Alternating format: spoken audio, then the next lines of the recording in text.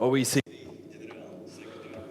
Mr. Secretary General of the OECD, Honourable Ministers, dear ladies and gentlemen, dear viewers online, welcome to the presentation of the OECD Economic Survey for Latvia 2024. My name is Artis Ozoliņš, and I am truly pleased and delighted to be the moderator of yet another OECD survey presentation. Just recently we had a similar presentation for the education system, whereas today we're going to look mostly at the economy in a broader context. For those of you who are not aware of it, this is a biannual survey that covers a lot of areas, fiscal policies, macroeconomic areas and disciplines, from health policy up to environmental policy. And this year's special focus, or the second session, will focus on the investment promotion in Latvia. That's the topic. And we will also receive valuable recommendations that we could then put at the basis of various policies that we are making together with experts here in Latvia in order to create more favorable economic environment here in Latvia for all of us.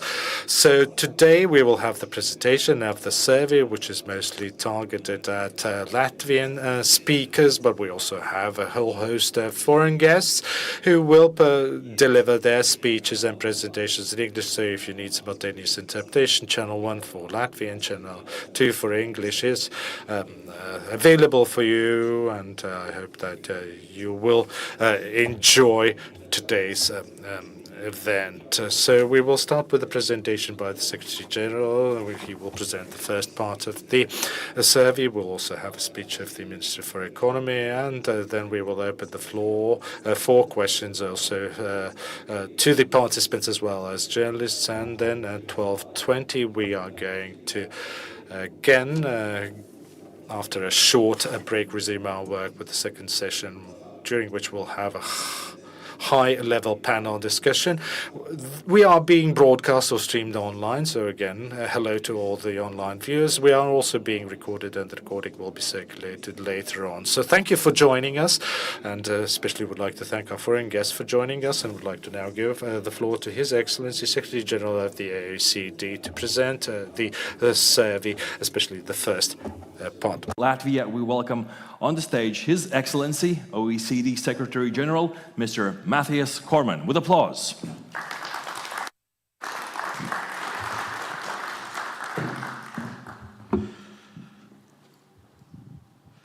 Labrīd Latvia, labrīd Vision.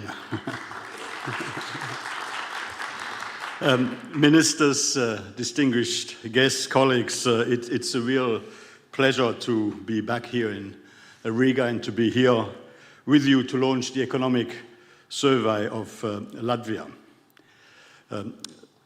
Latvia's economy had recovered strongly from the pandemic, as you can see, when Russia's war of aggression against Ukraine and the related spike in energy prices, as well as the related trade and supply chain disruptions, caused a slowdown in growth.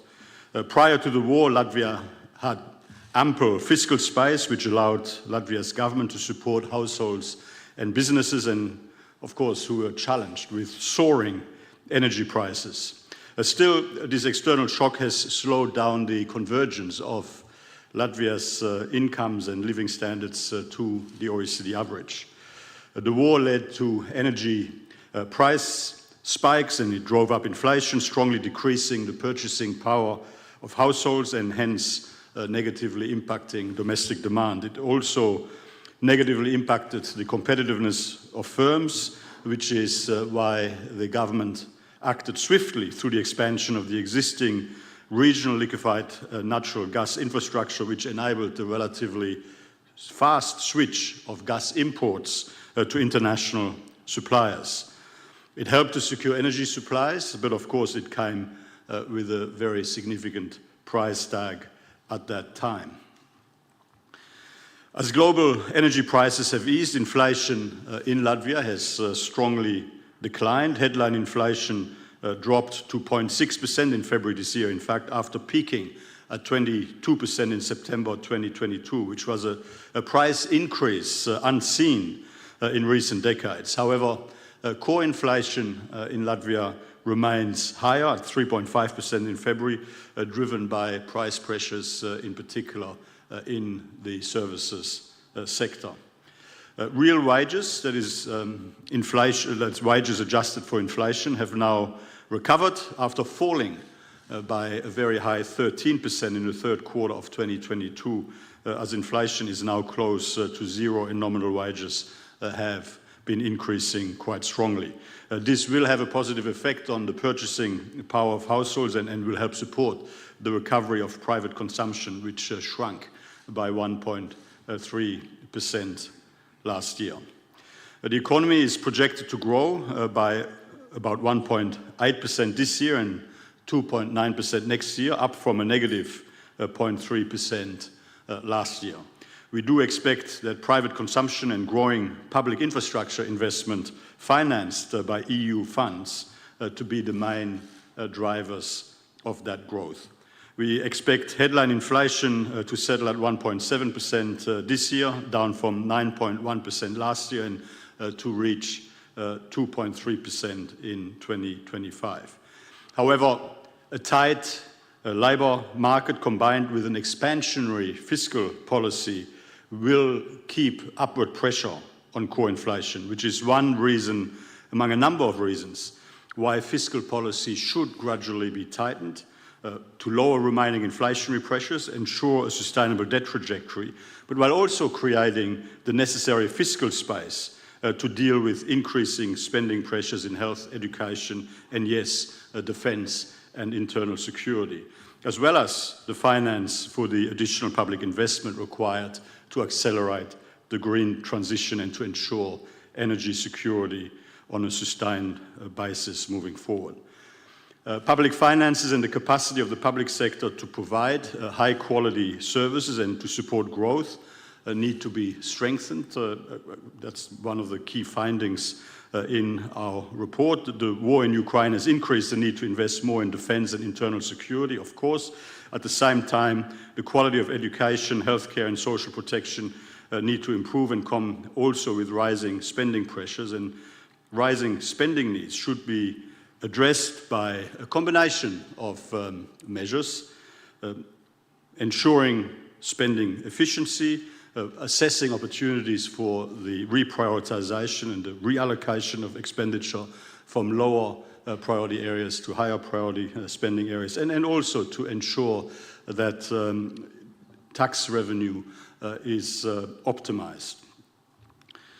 One priority when it comes to rising spending efficiency, there is opportunity to further advance the digitalization of the public administration and to improve public sector capacity. Latvia has made progress when it comes to digitalizing public services, which has resulted in a reduced administrative burden for firms and an improved quality of public services, but continuing on that trajectory is going to be important. Improving the data infrastructure and cooperation across the public sector, we believe, has significant potential to help make public policies more effective and to make public expenditure more efficient. Centralizing public procurement across public bodies and levels of government by making better use of the well-established e-procurement platform and by consolidating procurement bodies also has significant potential to help increase spending efficiency further. Raising the attractiveness of public sector jobs will help increase public sector capacity and help improve the quality of public policies. High staff turnover for professionals and other high-skilled occupation has led to losses in human capital and institutional memory, which has some negative consequences for the effectiveness of public policies and the efficiency of public spending. Policy impact analysis remains comparatively weak, and we would suggest needs improving to also help improve and increase the efficiency of policies and regulations. Latvia ranks below the OECD average in the ex-post evaluation of laws and subordinate regulations according to the OECD indicators of regulatory policy and governance. So there is room for improving analytical methodologies and knowledge on cost-benefit analysis and the quality exchange and analysis of data across the public sector. Reallocating spending can be another lever to improve how the public sector performance supports both equality of opportunity as well as strong growth. And OECD simulations for this survey show that reallocating expenditure towards education and health would help foster human capital development in a way that will boost growth, and of course increased economic growth also leads to increased revenue without the need to increase taxes. Latvia has introduced medium-term and performance budgeting based on spending reviews, but comparatively weak impact assessment capacities complicate their successful implementation. So we would suggest that this is an area for attention. A second priority relates to the need to raise tax revenues by making better use of the domestic tax base. The tax burden in Latvia as a share of GDP sits at about 30.2%, which is about 4 percentage points below the OECD average of 34%. There is room to raise more tax revenues to address rising spending pressures without hampering the growth potential of the economy, and that is without having negatively impacting on Latvia's international competitiveness. It will also mean to become more independent from the cyclical availability of EU funds over the medium term. Tax reform should raise revenue, including from property and income taxes. And to raise revenue from recurrent taxes on immovable property, cadastre values would need to be updated with market values of properties. This would also help reduce inequality, as current cadastre values do not reflect market prices. Support for lower income households through tax reductions on their primary residence, we suggest, should continue. Increasing environmental taxes could help increase tax revenues as well as finance the accelerating green transition. Carbon emissions across Latvia remain high. They have not decreased since 2005, mainly due to low effective carbon prices in buildings, road transport and agriculture. Gradually phasing out environmentally harmful subsidies and tax expenditures, such as the ones for fossil fuels, is key for raising effective carbon prices and hence lowering carbon emissions. Tackling the shadow economy is a third priority to strengthen public finances. Informality has increased in recent years, so that the trend is heading in the wrong direction, and is estimated to be more widespread in Latvia than in neighboring Baltic countries. It sits at about 26.5% of GDP here in Latvia, compared slightly less in Lithuania and at 18% in Estonia, to just put that into the regional context. Informality does not only reduce the tax base, it also hampers access to finance and distorts the level playing field among firms, reducing business dynamism and innovation. To reduce informality, strengthening tax enforcement is an important policy lever. A priority should be to extend the mandatory filing of an electronic income tax declaration to all taxpayers, and to strengthen the state revenue service, including by improving its data infrastructure and human resources for data analysis. Also, reducing social security contributions for lower incomes while maintaining social security benefit levels is another key policy lever to reduce informality.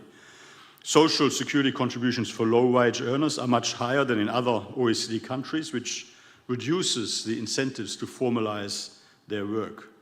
Many workers earn the minimum wage and receive informal top-up payments in cash, while firms underdeclare profits and turnover. Lower security contributions could be financed from increasing general tax revenue generated by means of a comprehensive tax reform. So really this is about making sure that the operation of the tax and transfer system is optimized with a view to incentivize employment, incentivize formal employment, and also through that means lead to increased revenue just by capturing a broader section of the workforce than is currently the case. Trust in public institutions in Latvia needs to be strengthened. A low tax morale is related to weak trust in institutions and a comparatively low quality or perceived low quality of public services. Ongoing initiatives are welcome, such as the establishment of the Specialized Economic Court to advance the reduction of corruption and strengthen the rule of law, but we would suggest further measures should ensure that transparency regulation for public officials applies to all people involved in procurement and spending decisions. Implementing a comprehensive lobbying register at all levels of government would help raise transparency on the influence of lobby groups. Rising investment, and we'll elaborate on that as a focus of the following panel discussions, given the specific chapter dedicated to this topic, but rising investment, increasing the level of investment is a key challenge and opportunity for Latvia when it comes to boosting growth and leading to increased incomes and living standards. To raise investment, it will be key to foster increased business dynamism and innovation, to improve access to finance, and to also really tackle those skilled labor shortages. Business dynamism and innovation would benefit from more competition, including by ensuring a level playing field between public and private companies, and again, from reducing informality. This would help to reinvigorate the slowing potential growth looking at 2.3% in 2023, down from 2.8% a decade ago and 7.3% 20 years ago, back in 2003. Times are different, of course, but there is opportunity to do better. Weak access to finance for firms is another major obstacle to investment. While credit supply to firms has picked up in the rest of the euro area since the global financial crisis, it has continued to fall quite drastically in Latvia. Deepening the domestic capital market by listing minority shares of state-owned enterprises and increasing competition among banks would be key steps forward.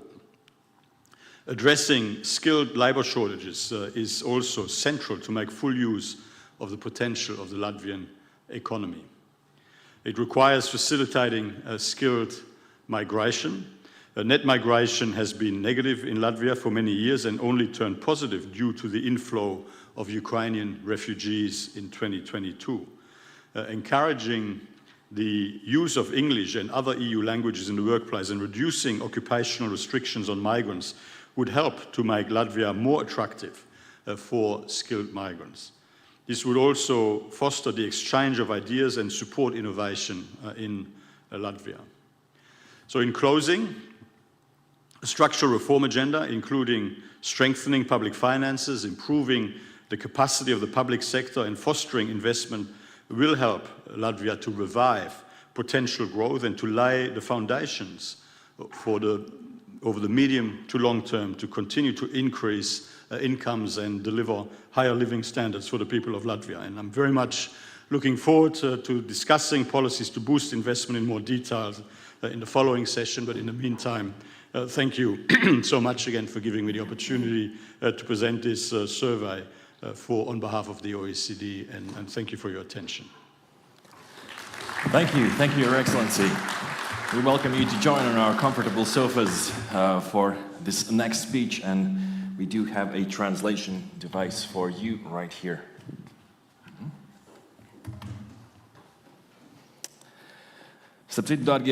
By the way, dear audience, you also have access now to this QR code, and this gives you the opportunity to download the survey, the results. This has been just published, and so do use this for very good aims. We have listened to Mr. Secretary General of the OECD, and now I would like to give the floor to distinguished Minister for Economics, Mr. Viktors Valainis.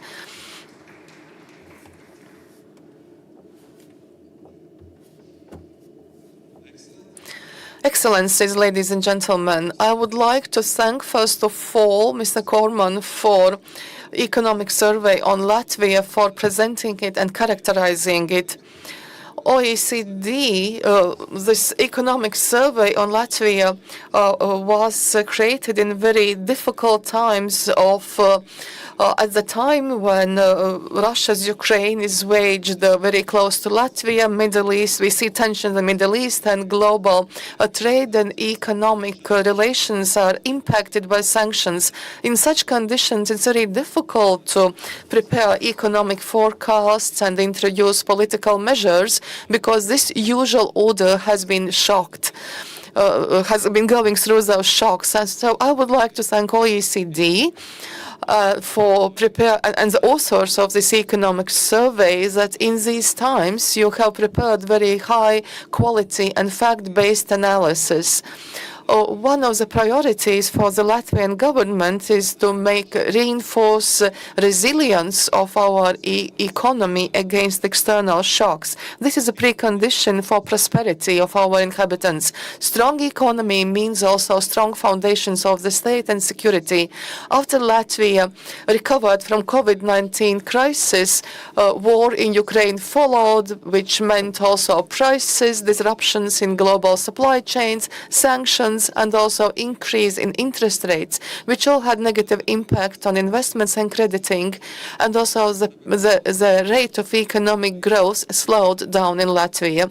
We are forecasting slow growth in Latvia this year, approximately 2%, and this is also the forecast of OECD in this economic survey, and this is based on increase in private consumption, gradually recovering from inflation, and also we have increase in wages, and also growth will be facilitated by investments from EU recovery mechanism, as a result of which in 2025 we might have a 3% growth rate. However, the growth will not appear by itself. We cannot expect that improvement of the situation coming just like that. We hope that we have to work hard to ensure working hard to ensure foundations for sustainable and resilient growth. And here I agree to what was said by OECD, that Latvia has to increase the rate of implementing important reforms. And it's always important for us to accept the best practice and international standards for economic development and reinforcing democracy. Latvia's achievements prove this, and also Latvia's integration in international organizations, including OECD. Ladies and gentlemen, I would like to emphasize in particular the importance of this economic survey for policy planning in Latvia. Housing policy is only one of successful examples I would like to speak about. Thanks to the previous economic survey and its recommendations, the issues of housing policy in Latvia has been in the center of attention. We have also developed mechanism for improving access to housing, building low-price rental housing in the regions, thus promoting employment and prosperity. I'm very satisfied to see that investment problems are analyzed in depth in the survey, because we know that the dynamics of investment and employment is not sufficient, and Latvia is falling behind neighboring countries. We have done a lot during recent months. I might mention a foregrounding discussion on competition in the banking sector, and certain measures followed. And we have now amended the regulations, and it's easier for those who have mortgages to change the bank. Also, the price of drawing up credit agreements have been decreased. So we hope that these amendments will increase competition in the sector of commercial banks. And currently, we are also developing the same measures for business sector. We are also speaking about listing state-owned companies, and this issue also has been discussed in the economic survey and included as one of the recommendations. All these examples show that the intentions of the government comply with the OECD recommendations for Latvia, and that we are on the right track. For me, as the Minister for Economics, the priority is to decrease administrative burden. We have approved more than 60 different measures for decreasing administrative burden in the area of immovable property. We will also develop other measures to make life easier for companies and for inhabitants. One of my development on human capital is also among my priorities, and this is also mentioned in the economic survey as one of the main challenges for Latvia. Our ministry looks at the problems of development of human capital in a complex way. We have reformed the Employment Council. Three ministers are represented on it: the Minister for Economics, Welfare, Education and Science. We are discussing these matters regularly. We have developed a strategy for the development of human capital, which is the first strategy in the history of Latvia dedicated to the development of human capital. And we have identified 5 topics for developing labor force and increasing productivity. Currently, this is being aligned among institutions, and hopefully it will be approved soon. Well, due to time limits, I cannot provide detailed description of all our plans and actions, but definitely the government will work to facilitate growth and development. And definitely economic survey will give fresh ideas, incentives and very valuable recommendations to the government. And I would like to thank once again Mr. Cormann and his excellent team for preparing the survey and these recommendations. I would like to thank all of you who found the time today to participate in this presentation of economic survey. And please also stay for the second session of this event after the break. We are going to have panel discussion focusing on raising investment. I am convinced that these discussions will not end today, but these discussions will continue among policy makers, partners of our government. And let's work together to make our country even more developed and more prosperous. And I really look forward to future cooperation with OECD. And thank you for attention. Highly esteemed Mr. Minister, ladies and gentlemen, now we have time for questions and answers. So this is an opportunity for all the journalists present here to put questions. And please introduce yourselves, the organization that you represent. And also, if you are addressing the question to anyone in particular, please indicate this. But while we wait for the questions, I will just remind you that in the second part of the session, we will discuss the economic survey in depth, in particular about raising investments. I work for TV3 News in Latvia, and I have a question for Mr. Cormann. The world has gone through some turbulent times during the last years in terms of COVID, in terms of high inflation, Russia's war in Ukraine. Do you believe the role of OECD in these last years has in any way shifted in regard to these circumstances?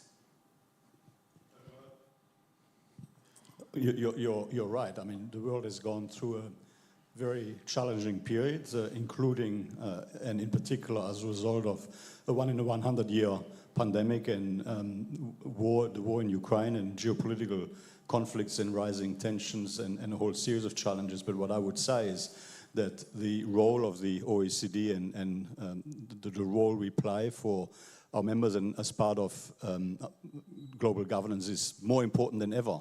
I mean, at our core, I mean, we are an organization that brings together 38 market-based democracies from around the world. We bring together countries that share a commitment to democracy, to human rights, rule of law, market-based economic principles, and we share a commitment to deliver better policies for better lives, to develop standards and to focus on policy best practice, evidence-based mutual learning, and also to come together to find common answers to the evolving challenges of our time. Now, you know, our core methodologies remain as relevant as ever. We provide comparative data and analysis, which identifies what works well and what doesn't work so well in countries around the world, which gives us the opportunity to provide evidence-based advice on policy best practice and ways to achieve better outcomes. But we also provide a platform for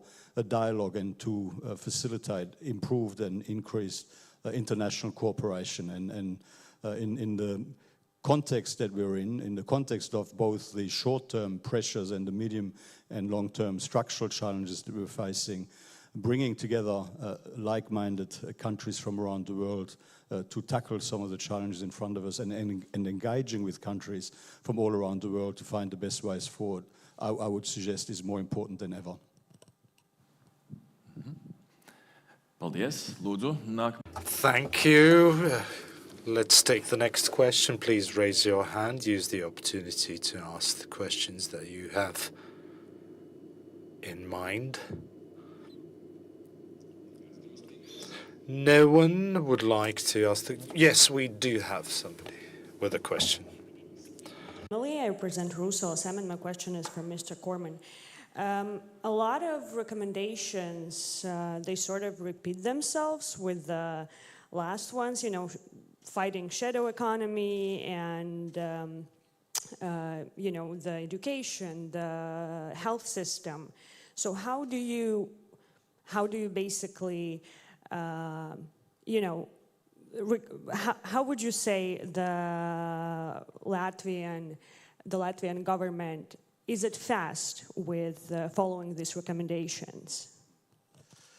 Well, I guess to a degree we have the easier job. We can take an independent look at the situation. We can identify the things that go well, the things that can be improved, and the opportunities for further reform. And we give our best possible advice on what should be done in order to put Latvia in the best, strongest possible position. But not all of these reforms are politically easy.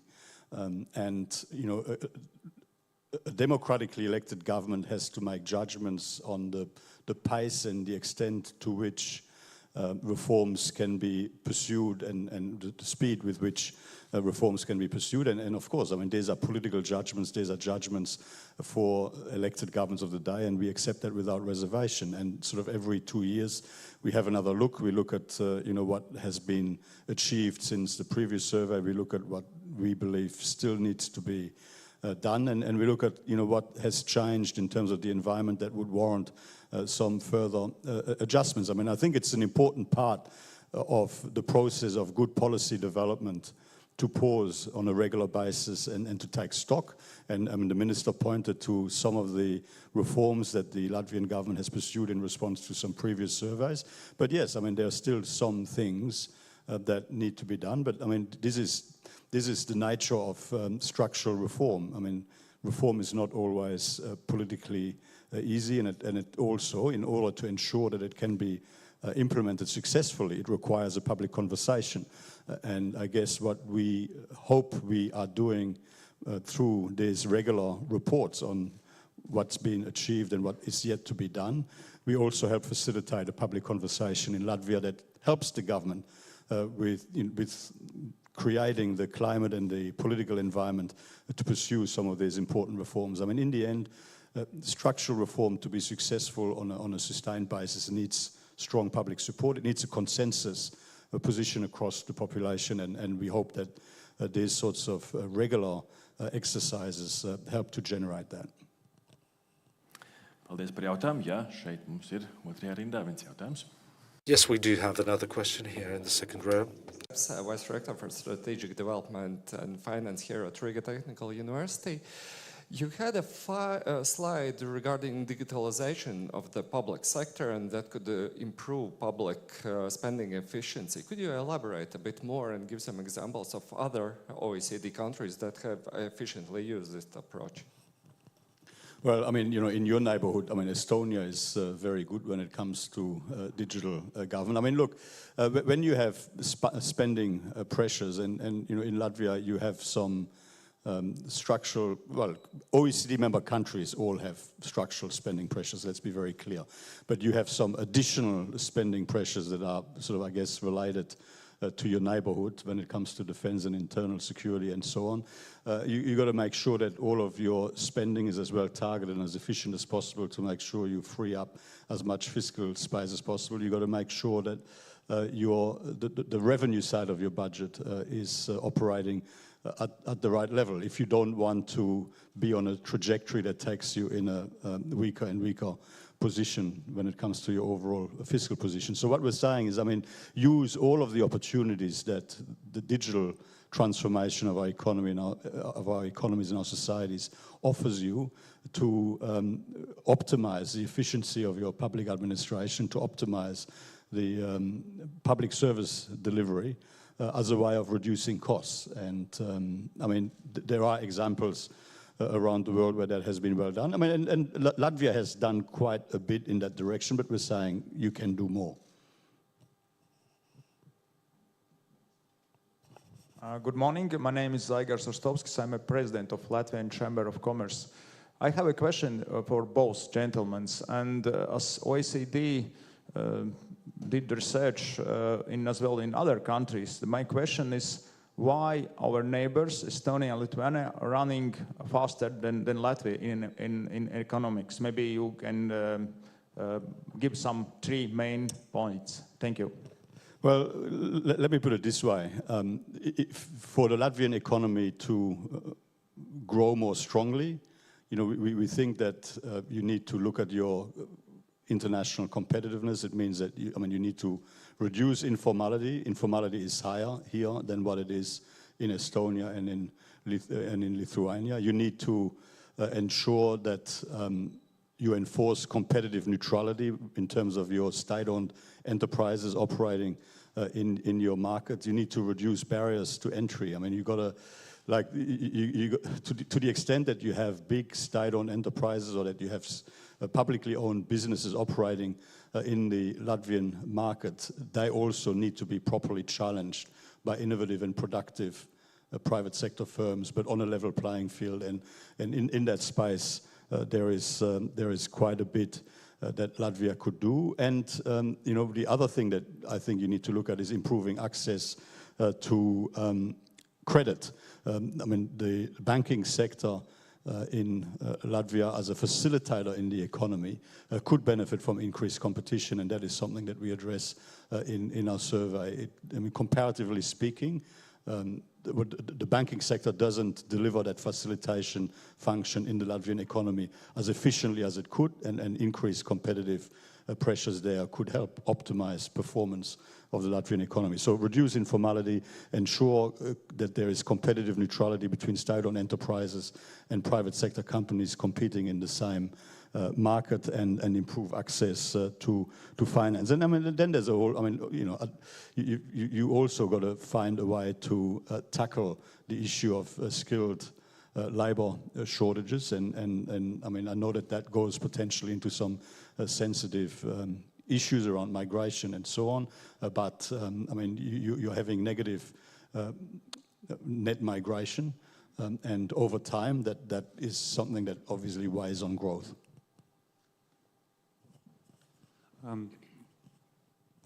Yeah, I think it's a very good question, and it's good from my side to answer to this question. I think the main reason is because for many years there haven't been done a lot of homeworks.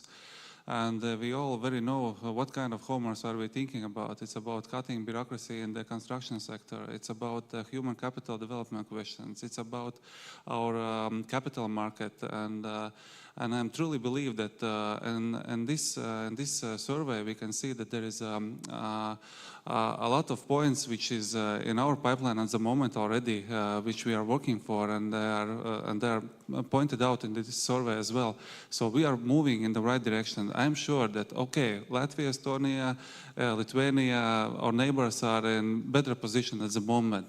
But I'm more than sure we will do our homework, and we are doing it already at the moment. And we will succeed, the biggest economy grow in the region for the next years. And we will move on as the leaders of the region for the next years, we have this great possibility when we look at the energy sector. There is a lot of homework which haven't been done, but I am looking from this view as a perspective. There is a big space for us to grow and in the many fields which is open for us, and we have to use those opportunities.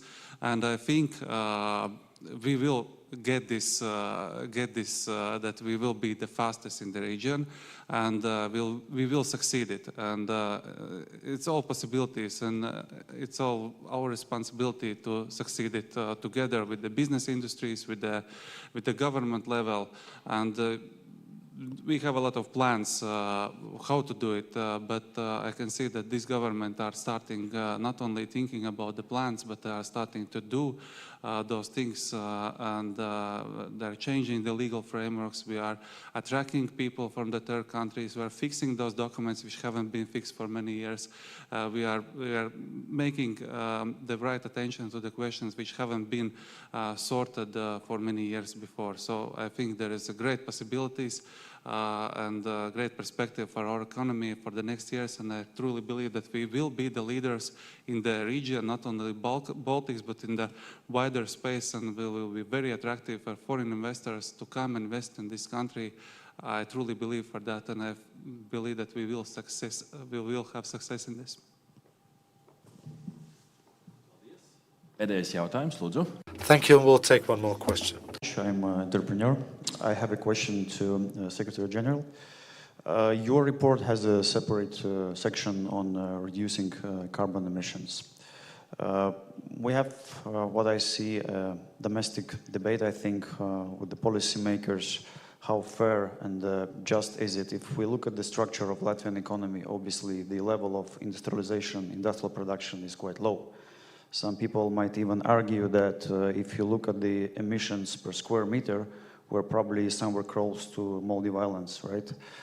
So basically my question then is, Secretary General, how just do you think from your point of view is it that Latvia should be obliged to follow the same emission reduction principles, because obviously it puts our economy in a very handicapped position looking at the starting point of the industrial production that we have. Thank you.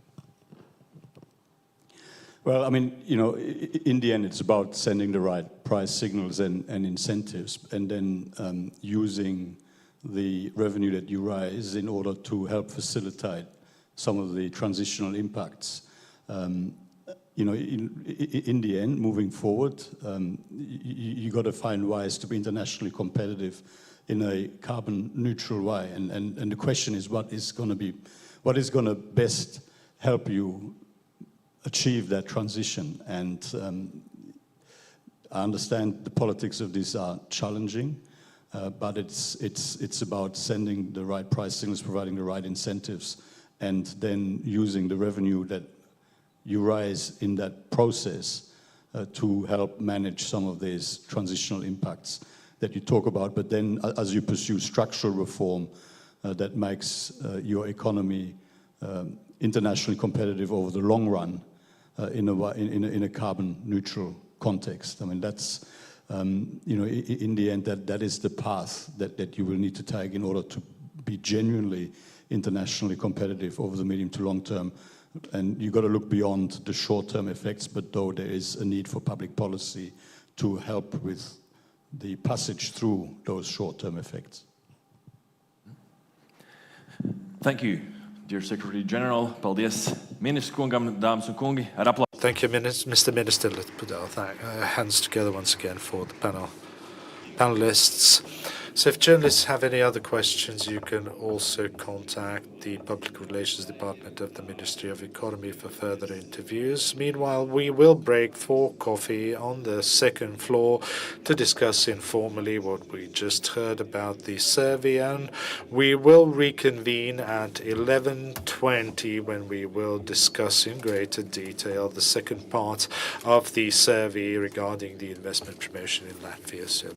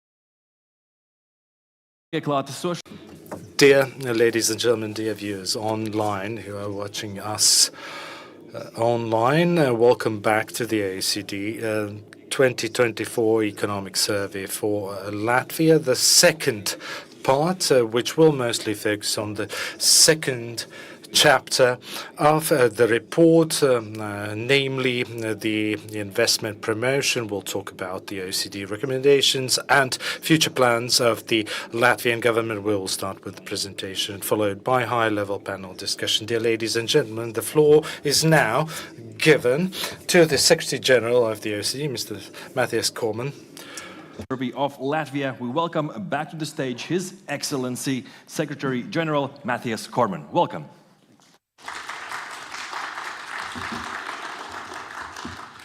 Mēs esam atpakaļ.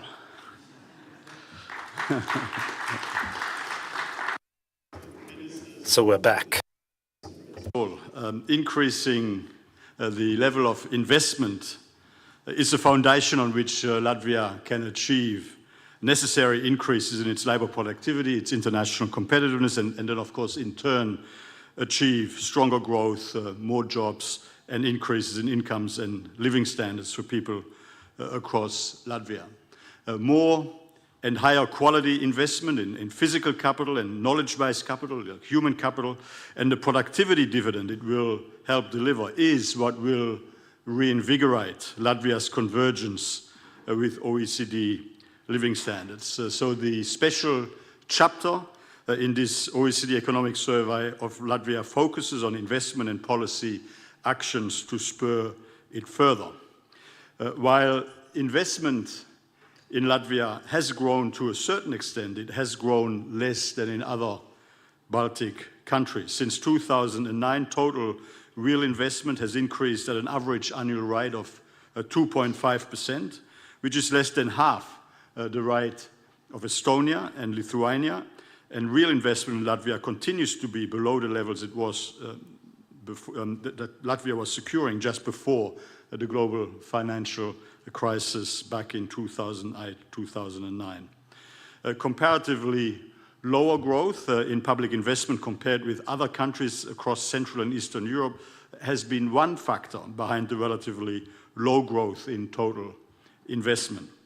Public investment needs are large to improve transport, energy and educational infrastructure, and also to support the digital transformation of the Latvian economy and the climate transition. Private investment needs to increase as well. It has grown significantly less, as you can see here, than in Estonia and Lithuania.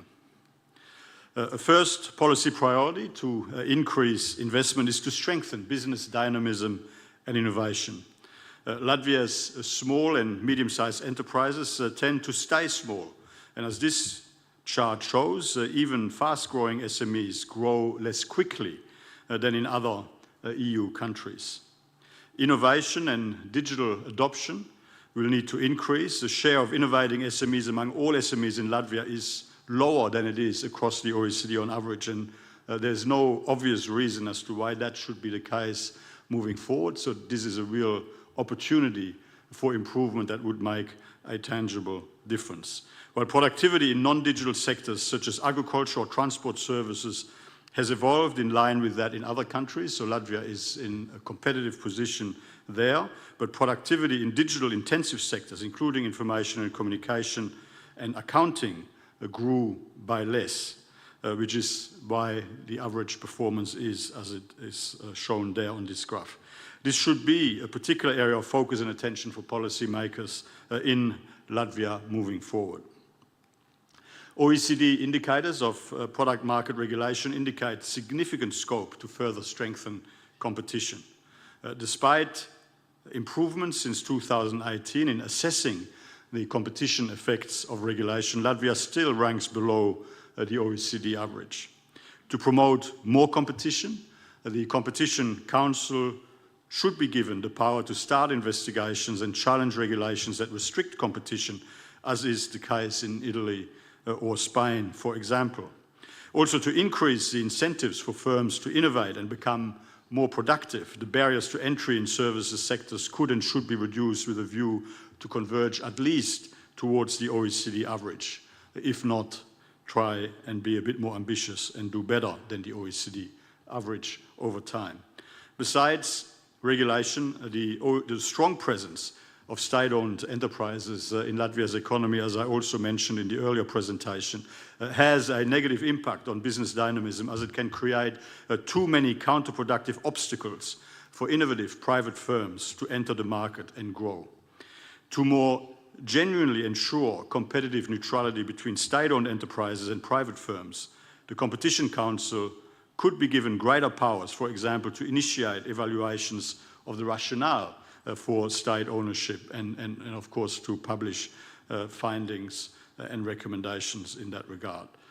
As my opening presentation highlighted, Latvia's shadow economy is estimated at 26.5%, so the informal sector or the informal part of the labour market in Latvia is larger than what it is in Estonia or Lithuania. So reducing informality, including through stronger tax enforcement, would support firm dynamics and productivity. The spending on research and development is among the lowest across the OECD. I mean, you've got Korea and Israel at the pointy end on the right, but you can see that Latvia is right on the other side of the spectrum, next to Colombia, Mexico, and Chile, and you really want to get yourself further to the right-hand side of that graph. Further centralizing innovation support into a single agency, evaluating programs and scaling up the most effective ones would be key measures that can directly support research and development. A second policy priority, and we touched on this morning as well, is to improve firms' access to finance. While credit to businesses has risen since 2010, in Estonia, Lithuania, and across the European Union, it has fallen by 42% in Latvia, weighing on investment. So it's going up, as you can see there. I thought that was, no, it's not working. There you go. Well, you can see that it has gone up in Estonia, Lithuania, and across the EU, but it's continued to fall all that way from 2010 onwards here in Latvia, and that is certainly a trend line that you will need to turn around. Latvia is also the EU country in which the largest proportion of firms cites availability of finance as an obstacle to investment. I mean, it's not, I mean, you can see what's happening to business credit through your banking sector there, and you can see the feedback. There's obviously a clear correlation there from your business sector here in Latvia compared to the feedback in other parts of the OECD. Banks have been reluctant to lend to businesses and households despite strong growth in bank deposits. So you can see what's happening to deposits compared to what's happening to loans, and there's obviously there's an issue there that will need to be addressed. We would suggest through more competition in the banking sector. A history of low asset recovery in cases of insolvency and money laundering cases have made Latvian banks more risk-averse after the global financial crisis, but there will need to be some correction back the other way. The cost of credit, though in line with that in other Baltic countries, is still high compared with other euro area countries, as you can see there. Lending standards and collateral requirements are also among the strictest across the euro area. Latvian banks convert only a bit more than half of all deposits into loans, which is the second smallest share in the euro area after Greece.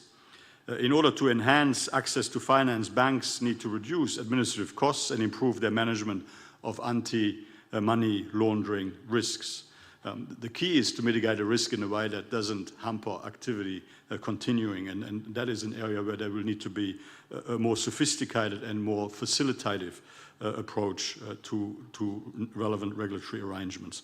And improving training opportunities for compliance officers in banks could contribute to lowering administrative costs of loans and to ensuring that lending does not raise reputational risks for banks related to anti-money laundering. Stronger competition among banks, and I mean, I think that's a bit of a theme that I'm sure you have now heard a bit. So stronger competition among banks than currently would tend to reduce costs of credit and help to increase credit supply. Markups charged by Latvian banks are among the highest across euro area countries, and that is really the premium that the Latvian economy has to pay for insufficient competition among banks in Latvia. And that, of course, puts pressure on households and on the business sector. To create more bank competition, priorities should be to reduce barriers to customer mobility, like it should be easier to shift from one bank to another, and to strengthen the power of the Competition Council to monitor anti-competitive behavior in the financial sector. In relation to market finance, through equities and bonds, this could and should become a more important source of finance. You can see there where Latvia sits across the spectrum of a selection of OECD economies. Again, Luxembourg at one end, but Latvia very much at the other end, and at least moving a bit to the right of that graph would help make a difference. Latvia's stock market is the second smallest in the euro area, and none of Latvia's large state-owned enterprises are listed. Listing more minority shares of state-owned enterprises could help attract foreign investors and promote stock market finance more generally, and help create a deeper capital market. Corporate bond finance is also low. Reducing administrative costs of issuing bonds and facilitating investment in domestic securities by institutional investors such as pension funds would help promote corporate bond finance. Venture capital funding is of course key for young startups without collateral and credit history and with high potential for innovation and investment. And the Latvian venture capital market can be further dynamized, for example, by simplifying registration and reporting requirements for venture capital support programs more in line with what applies across the European Union more generally. The third policy priority is to address labour and skills shortages. Greater efforts to promote labour market participation and skills development will be important. Labour shortages, as indicated by a higher number of vacancies than in the past, have become more acute, and that, of course, is a brake on the growth momentum moving forward. Stepping up on-the-job training would lift worker productivity and help lead to a quicker adoption of digital technology, and that labour productivity in Latvia really is something that will need to be tackled.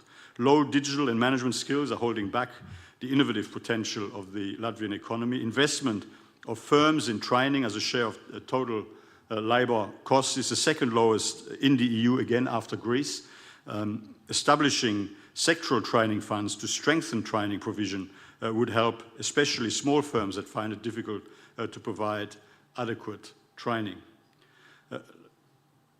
And here, Latvians, according to the data, have the lowest number of healthy life years at birth for men in Europe, and the second lowest for women.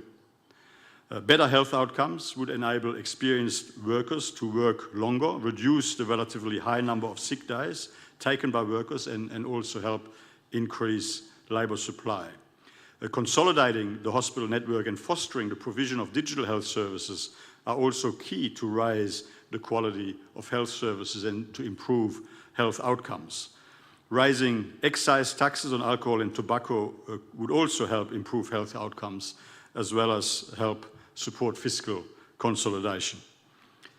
Women tend to work in sectors with low average earnings, such as education or arts, while relatively few women work in higher paid sectors, such as information and communication technologies or energy.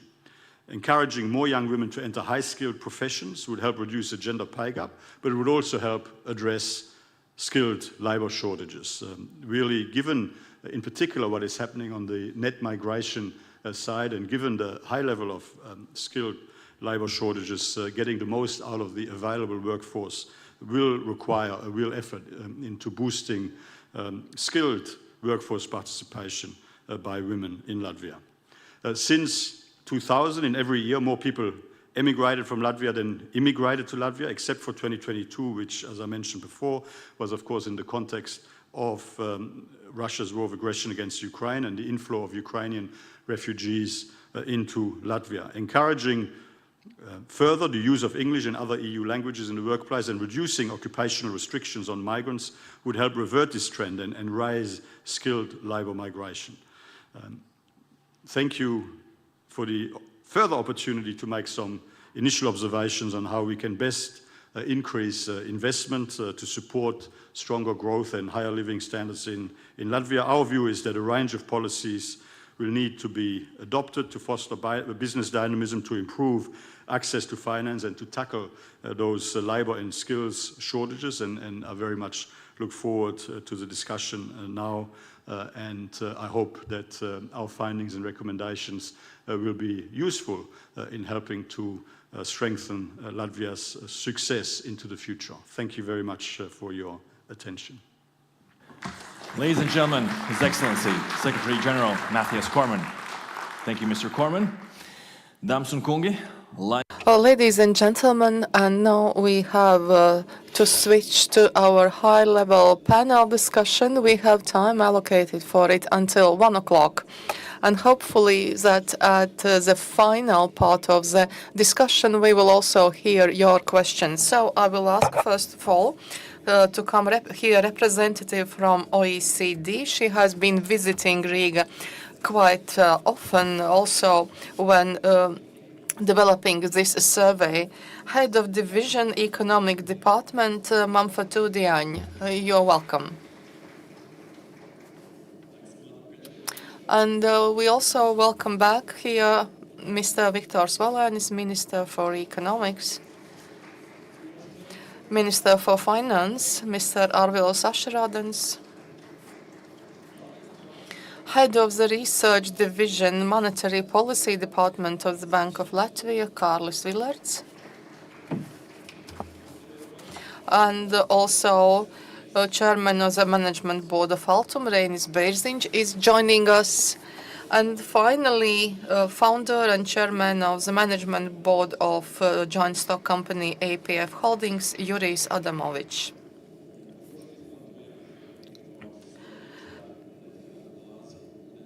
Yes, use the microphones, and also we have some water. You can have a glass of water to avoid our discussion turning very dry. We've heard different conclusions, and during the coffee break, some people were saying some things were heard before. What to do with all this?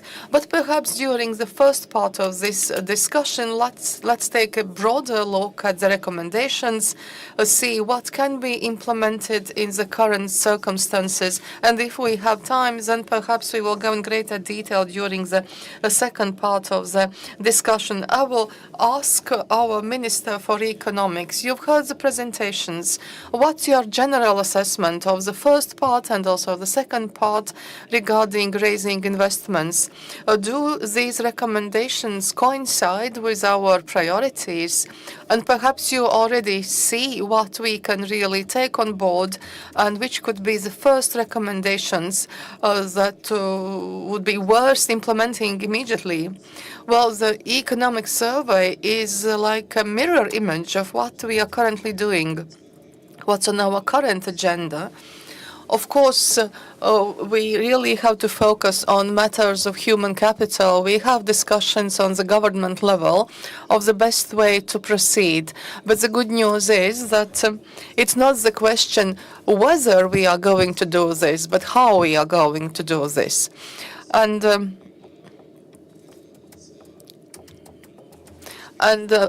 this is additional incentive for us also to develop capital market, equity market.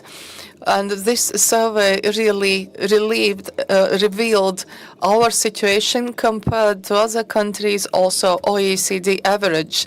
And if I may say so, well, we are really in stage 0 in this respect. And this is a part that's really is very important for any economy also in our neighboring countries. We have already started quite serious work. We are taking first steps into this direction, but definitely we have to move fast, and we should be quite ambitious in moving forwards. especially speaking about involvement in equity capital markets of state capital companies. We are discussing this, and I believe that quite soon we will hear about first steps into this direction.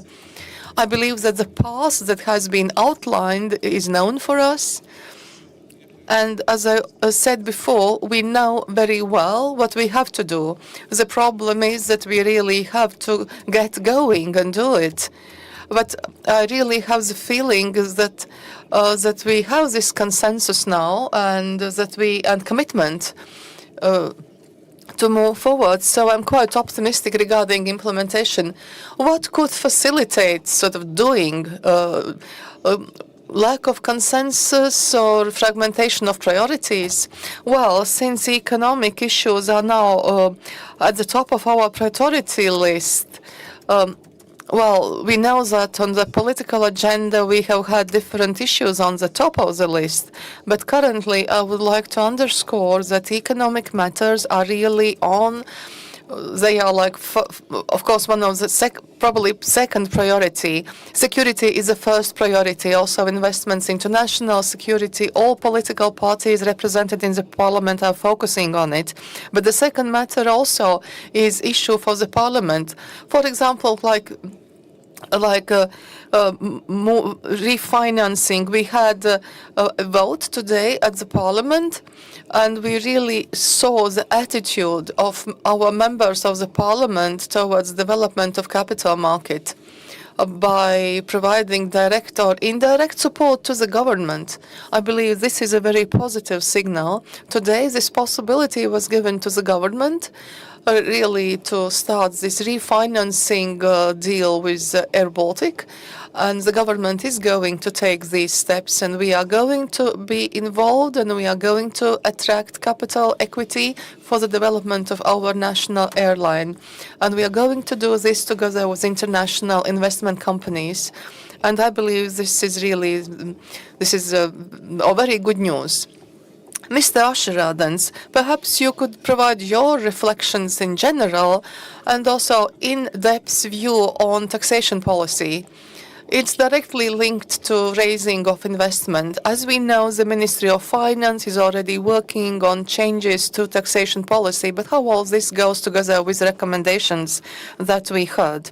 Well, before I start discussing taxation policy, my reflection on OECD Economic Survey.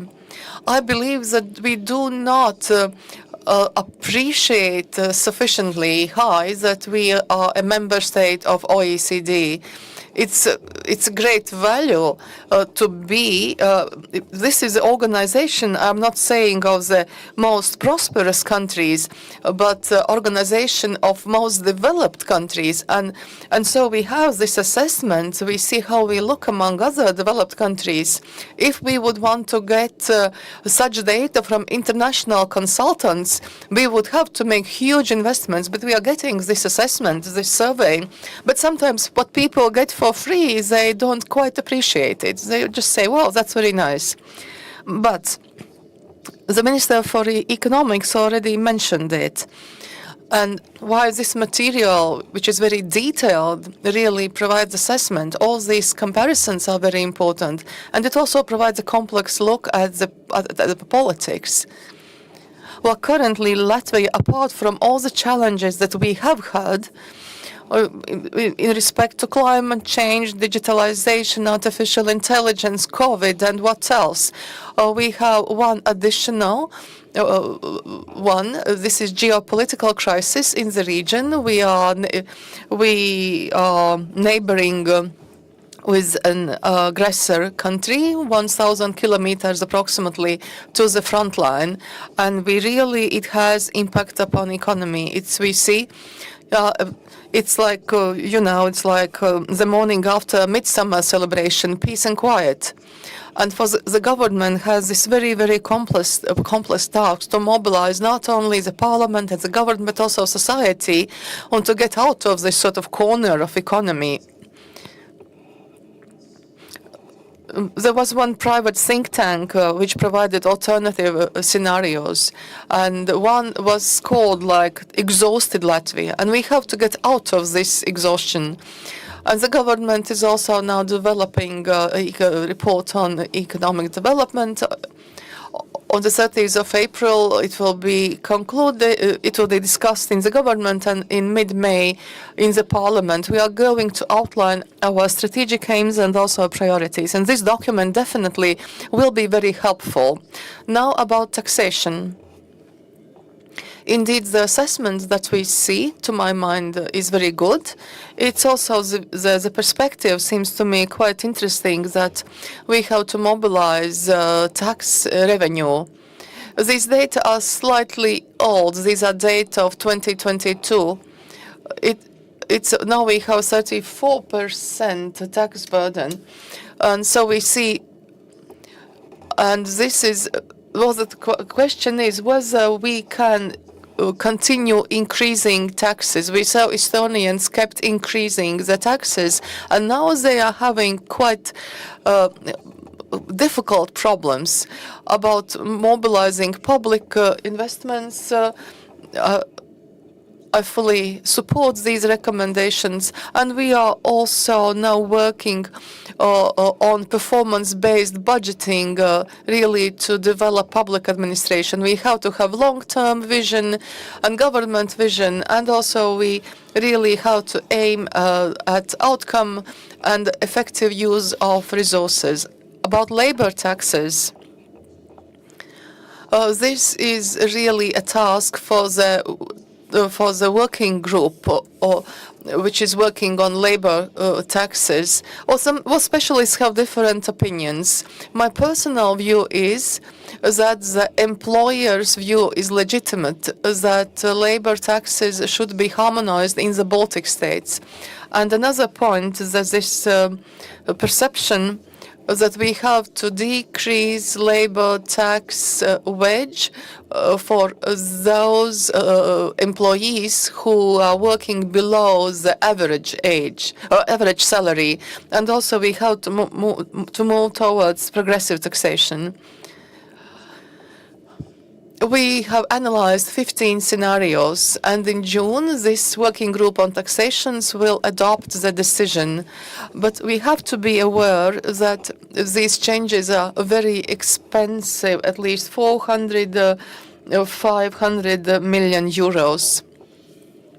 And the situation in taxation revenue really makes us very cautious when thinking about changes in a recent future. Definitely changes will be implemented, but we have to think about this period of reform.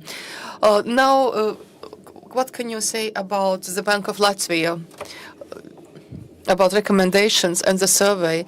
I believe that the second part of the survey regarding investments is touching upon one fundamental problem.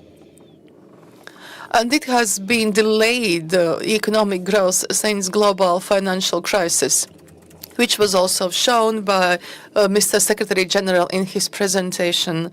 And it is even quite surprising or noteworthy that Latvian economy was even able to move towards the income of Western countries, slower than in Lithuania and Estonia, but with these very low level of investments. And now we have one whole section dedicated to this problem. I believe this is very good. It's very good to have this view from a side and to understand those different factors in this very complex landscape. And I believe that all these recommendations can be upheld.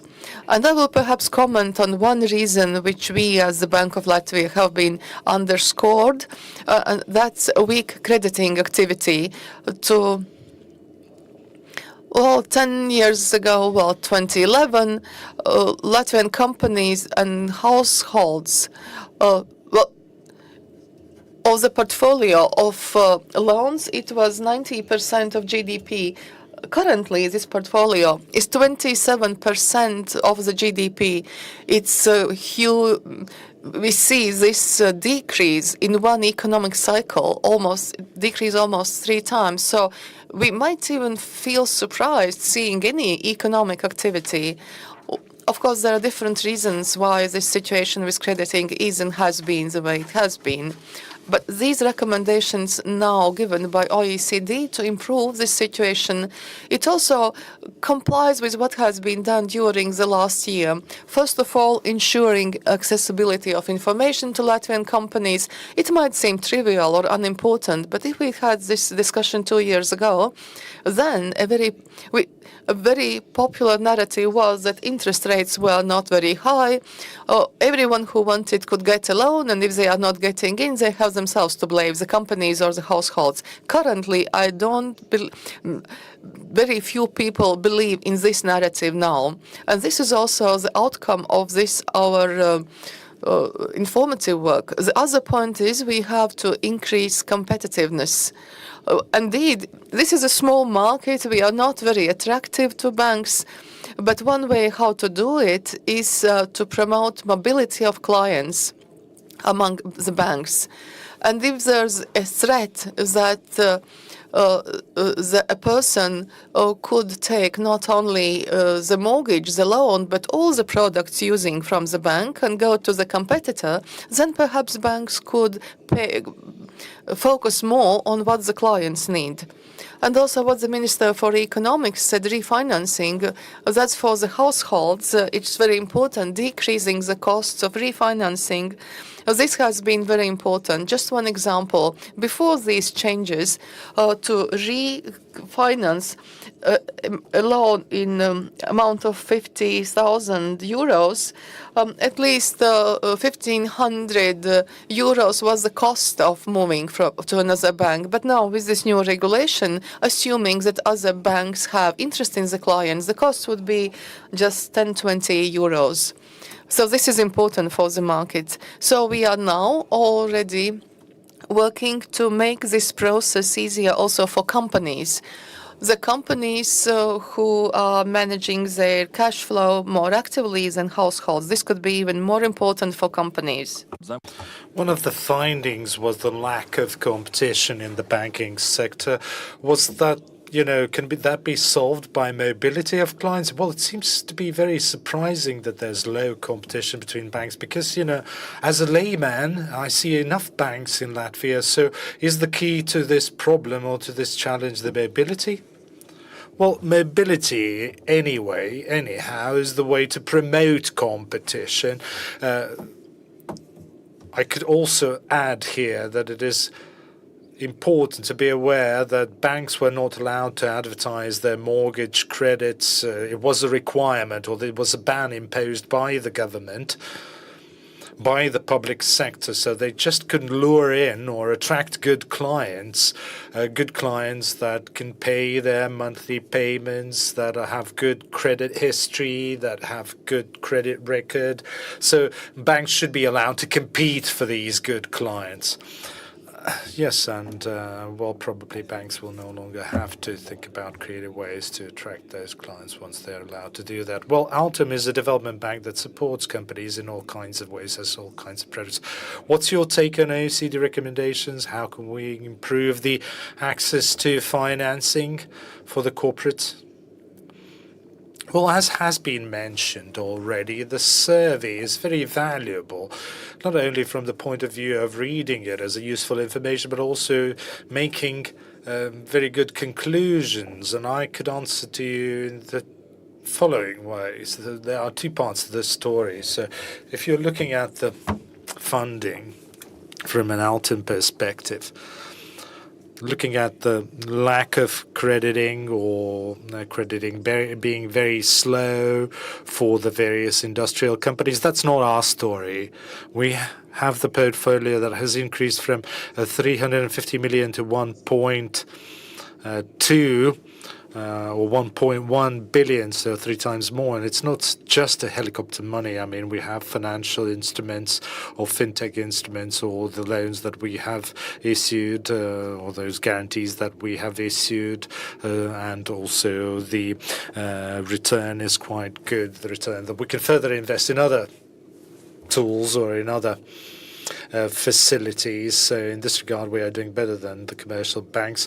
Without much research or without OECD survey, we already did a lot of things last year. And when Euribor changed on quarterly basis last year, it was growing very rapidly, contrary to what was happening before, to previous trends when we even had Euribor below zero or negative Euribor. We realized that, in fact, what we did was actually very good. We provided the guarantees. We didn't compete with other commercial banks when it comes to lending. But we, again, realized that it doesn't work anymore because this market gap or market failure has just grown bigger. And when all the energy prices went up and the interest rates went up, we continued business as usual for a while, did not compete with banks. We just issued guarantees. We had, guarantees of 50%. And there was even an ESG guarantee that didn't require any additional fees or payments. And then we realized in 5-6 months that nothing has changed. So we decided to focus on direct lending. And what you have probably seen in the last 18-12 months, we have provided the credits under the 3.8% interest rate, where any bank will tell you they would apply a teen percent interest rate on that. We also had SME growth program with major impact on the economy with 50% rebate on any credit. So if you can cut down your interest rate from 6% to 3%, for example, if you are a lender. From January, we're also offering credits up to 100,000 euros without any collateral or limited collateral for the corporate companies. This is not a helicopter money. This is not just money that we throw at somebody. You need to have a viable project or a bankable project. Just because you're in a region, you have less valuable real estate, you should not be prohibited from accessing the credit. So this survey, in fact, goes very much along the lines of what we did already without the survey and what was expected of us, not only but from the financial market, from the companies. Well, you just heard the comments of the public sector, Mr. Minister, and the others. So what do you think about the survey, Mr. Adamovich, and to what extent do you agree with the recommendations of OECD, and to what extent practice really differs from the theory that these figures reveal? Well, survey is valuable for both the public and private sector. It is always useful to have an impartial assessment of how you're doing. But we would like to see more in surveys like these, especially given that this is a survey that is being published or compiled by OECD biannually. Would like to see some sort of comparison benchmarking against previous periods, as regards to which of the recommendations have been implemented, what's the progress of the implementation, and so on and so forth. We, as the private sector, would really like to see the sort of how this has changed over time, has evolved, and how recommendations have been implemented. As Minister said, they fully agree with all the recommendations, which makes me happy as a businessman, as a business owner. And this survey indicates a lot of challenging, problematic issues, and it's nice that it very openly admits what needs to be done. We always are happy about constructive criticism, and that is very useful. But let me now focus on some of the challenges or some of the issues that are of primary or main concern for us as private entrepreneurs. Lack of labor. A workforce. OECD talked about skilled labor and shortage of skilled labor, but also when it comes to unskilled labor, there's also a big problem with access to unskilled labor. There's a huge shortage. The real economy feels it across the board. Also, our poultry plant needs to bring in seasonal workers from Ukraine, Moldova, Belarus, Middle Eastern republics as well. Unfortunately, we are forced to do that through a Polish recruitment company. We contract them or outsource them, so the tax that we pay for the recruitment of this labor force unfortunately goes into the budget of Poland in this case. We have raised this with a number of professional associations and through them with policy makers, but because we are fully aware that we have this demographic gap in our country and we have demographic problems here in Latvia. Our population is shrinking, so the labor pool is also, or workforce is also reducing, and that is a problem that we had for the past couple of years. When we had also in coalition nationalist parties, it was a taboo issue, in fact. Every time we talked about this, those nationalist parties or coalition in general said, we don't want to hear about this, you have to draw on domestic resources, and I'm happy to finally see that the new Minister for Economics is ready to address this issue, and he has publicly announced that he will focus it, and that makes businesses happy because it is a problem. We need to attract the workforce without losing the tax revenues, without tax going to another country, be it for the recruitment or other services. Then also the efficiency of the judicial sector. And somebody mentioned also Economic Affairs Court in their speech.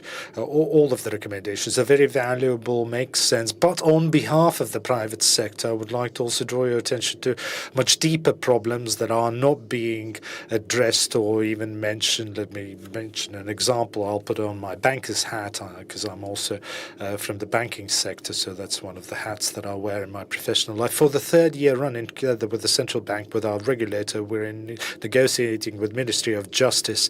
We are giving them the examples where the recovery of the debts last for 5-6 years. Unfortunately, the leadership of the judicial sector, previous and current, just avoided the problem, just swept it under the carpet, which is very bad, which is probably one of the reasons why credit is slow here in Latvia compared to Estonia and Lithuania. And the third problem, or the third topic that I would like to underline, was the criticism in the OECD survey about the lack of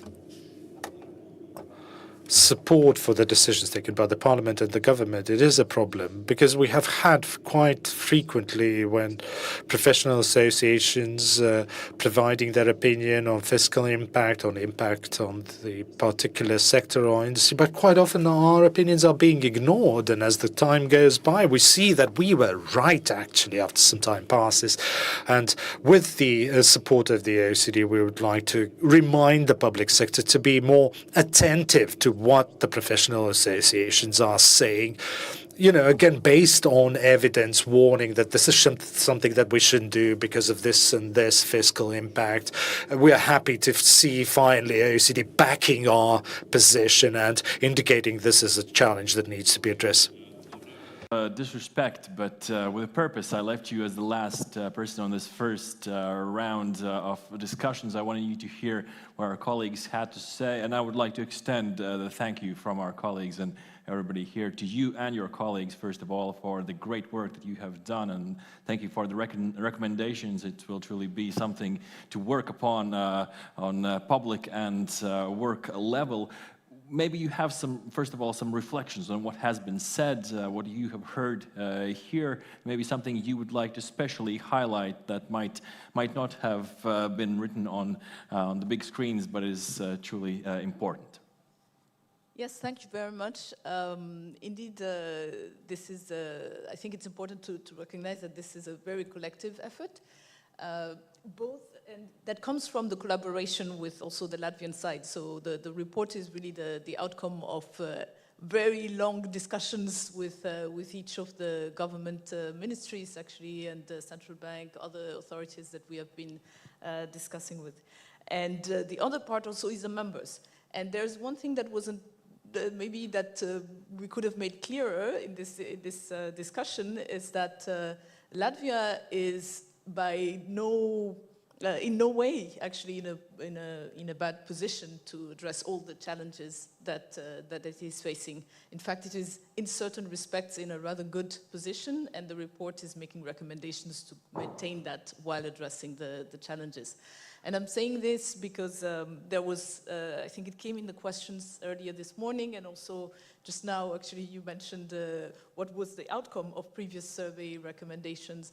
So you would see in the survey that there are tables that show past recommendations and progress since then, and for some of them, action still needs to be taken, but actually for many of them, there has been a lot of progress, and this is something that we recognize. And of course, when we talk about structural reforms, it takes a lot of time, both to implement, to adopt, but also to implement and to strengthen as we go along. So that was the question on that. There was also, I think you asked me to highlight what I make in general. I think everything has already been said by the Secretary General this morning in terms of our main messages. But maybe an overarching one, the Minister of Finance has mentioned, is how to make all this fit within a coherent macroeconomic framework. So this is something that we take at heart, and we think that Latvia is actually in a particularly good position right now in terms of its fiscal position. Many countries in Europe have much fewer margins of maneuver to address all the challenges that are coming ahead: aging, digitalization, the green transition. And the recommendations we make are really to advance the structural reforms while maintaining these margins of maneuver. So we agree, and on the tax burden, more than really the issue of financing the needed expenses, it's really a question also of how to shift the burden so that it is as growth enabling as possible. And this is why we highlight certain taxes, such as other corporate taxes, reducing the tax wedge, etc. I think I'm not going to go through all my key points, but maybe just also a third remark is that most of the recommendations in the survey are not about spending more. Yes, they have a cost, but it's more about efficiency gains, about reallocating expenditures, and also about having an enabling environment. So to take as an example the graph that was shown in the presentation by the Secretary General on R&D expenditures, that's the main recommendation is not spend as much as you can on R&D and increase government direct involvement, let's say, in supporting businesses, but it's more to improve competition in general and in the financial sector in particular, so that then there would be a market response. So in terms of the coordination failures that the public sector can solve, the first one for us is really raising the capacity of the government, meaning to have public sector capacity, to have a better trained public sector workers, so that actually the business environment can work better for firms. The second one, I will not dwell on it, it's improving access to finance, because we have been discussing it all throughout this morning. A third one, maybe it's informality. Here, I think we have mentioned the tax dimension, but of course the tax dimension is a very small aspect of it. It's not just all about taxes, it's also about trust in government, it's about tax morale, it's about also having more workers, let's say, having better conditions so that they can be more productive, having also an interest in formalizing all the payments. The fourth one, again, I will not dwell on it, it was improving competition enforcement. Maybe just to say here that the institutions are in place. Here again, it's one area where there has been a lot of progress in Latvia. So there's a competition council, there are economic courts, there are institutions in place, they are functioning, but we think that they could be further strengthened to be among the best functioning competition authorities in the OECD, not just to exist and be in the average. So for example, having a competition council that can actually have investigative powers, that can initiate the inquiries about why certain administrative decisions are made that can hamper competition, about also having we've talked about SOEs. This is a very important topic for us. We really think that, of course, there is a case for state involvement in certain cases. Sometimes there is a strategic need to have state-owned enterprises, but that this rationale should be clear and it should also be possible for it to be questioned by a strong competition authority. And finally, the skilled labor shortages, I think also it has been mentioned by everybody here, skilled and unskilled, by the way, but for the skilled labor shortages, this is a pan-European, I mean, it's a world problem, but in Europe in particular, it's very acute. We've made several recommendations on how to address this. I think one is openness, languages, allowing the use or strengthening, fostering the use of English or the European languages, but also strengthening the VAT system.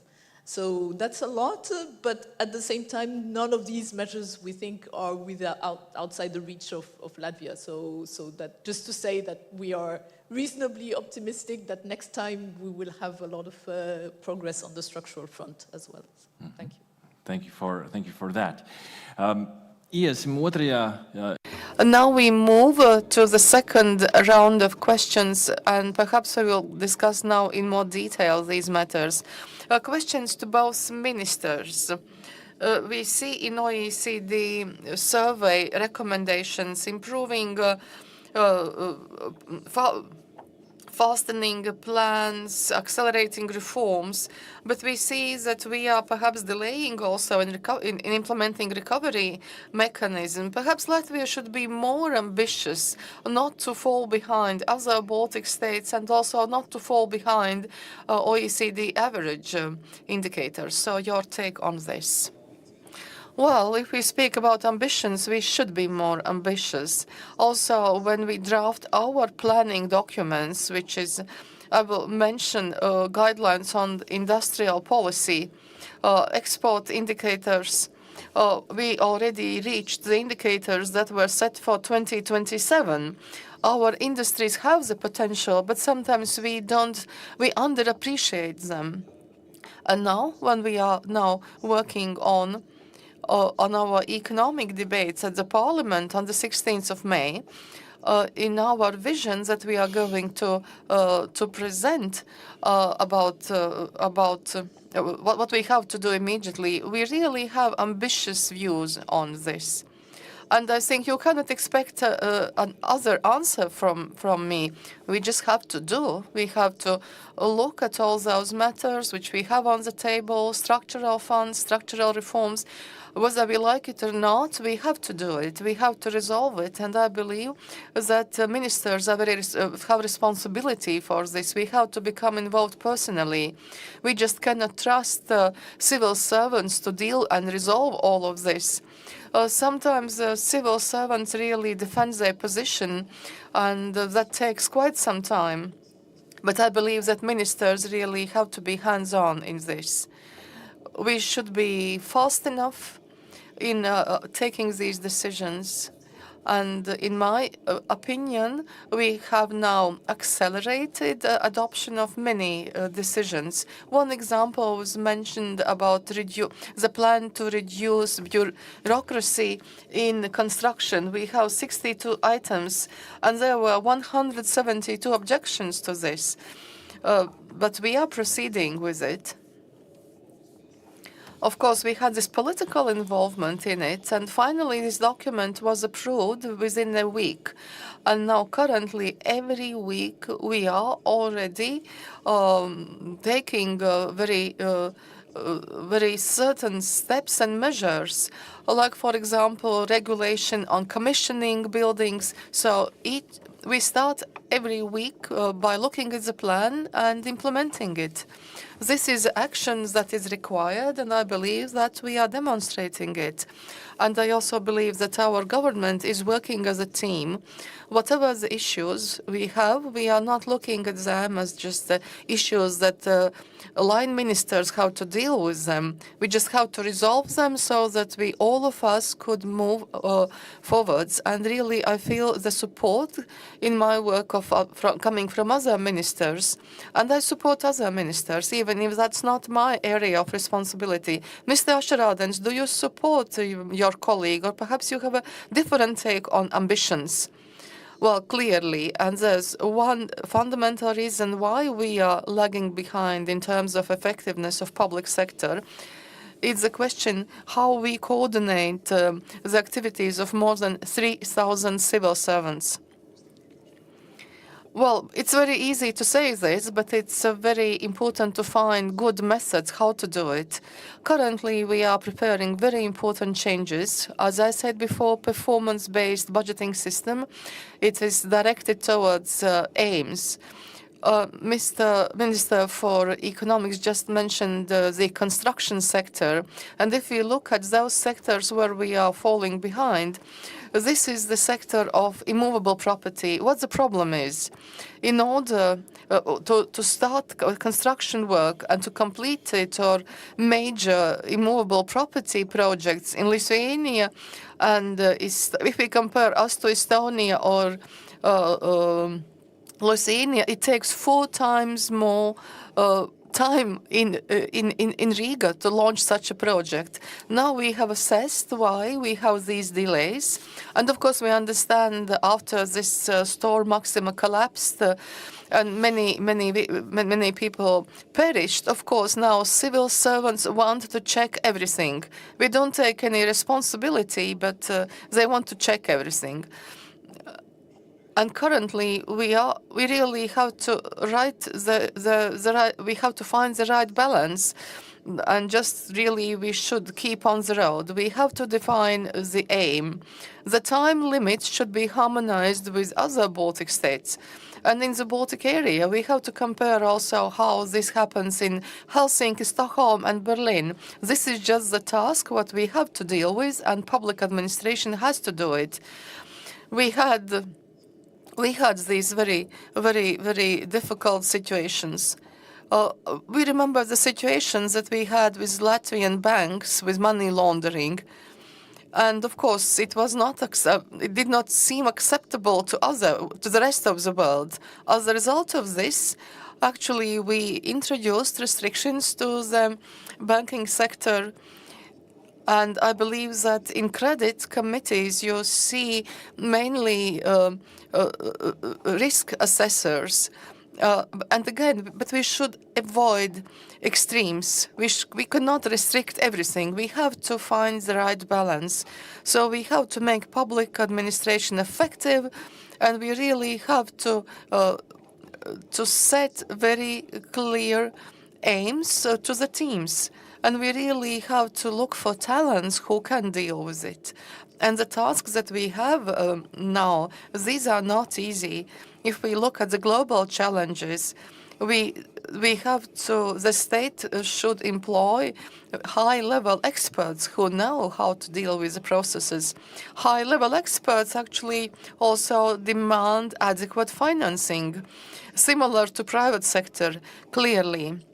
And another very important point is now we have ended up in a situation where you cannot say, I'm a civil servant, I have been a civil servant for the whole of my life. No, we need such civil servants who can move back and forth to private sector. We need persons who are able to work in the public sector and the private sector. Like I am an excellent employee in the public sector, and I'm not interested in the private sector. No, both parties, both sides should understand how the other one functions. And we really should resolve all the issues on the substance and not formally. It was like music to my ears what Mr. Minister just said about effectiveness of the public sector. And perhaps I would like also to praise the Ministry of Finance. I heard from my colleagues recently that the companies of our group have noticed that upon receiving a phone from an inspector of the State Revenue Service, the tone has become much better. You have the feeling that it's like client relationship managers calling and not a debt collector. So indeed, we should develop this dialogue in such a way. Public administration and public sector should have this support function, helping the private sector to develop and grow and to earn money, to have something to pay taxes from. And as Mr. Minister already said, the situation is is quite different if we look at different sectors. And we encounter this in our daily life. When we have an investment project, sometimes this sort of attitude of the public sector and civil servants is providing all kinds of arguments why this project couldn't be implemented. It is a matter of attitude. And I believe that we can take examples from other countries where public administration agencies actually are using the same management tools like a private company, like client satisfaction surveys and so on. So I believe that also in a public institution, when I conclude a process, I should receive also such a questionnaire asking about my satisfaction, and there should be also some kind of yearly meetings with the sectoral associations where we would sum up this sort of assessment of client satisfaction. For example, when really a major investment project fails due to some kind of bureaucratic reasons, I believe that public administration should be more active and take over management methods and tools from the private sector that are also used in other countries. Mr. Berzinch, well, now speaking about different solutions, I remember some time ago we heard these discussions that Altum could be transformed into a commercial bank, really to stimulate Latvian economy. What about these plans? Well, these discussions are taking place at the parliament, and there have been several sittings of the parliamentary committees, and I have also participated in such meetings. The summary of all these discussions could be the following. Well, of course, these committees sort of said, Altum, you've been doing well, you have all those good programs, you should compete with the bank. But I believe a certain damage was done because there are two contradictions in this. If you want to have everything that we are offering, because we can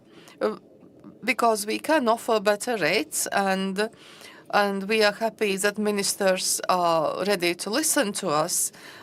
We are ready to accept lower margins, and we have been doing this, and we see this market gap, and so we are offering lower interest rates. We are working more intensively, but you cannot do that if you are competing with others, because then this all part what we can do, because we have access to public money and risks have been covered, then the situation changes completely.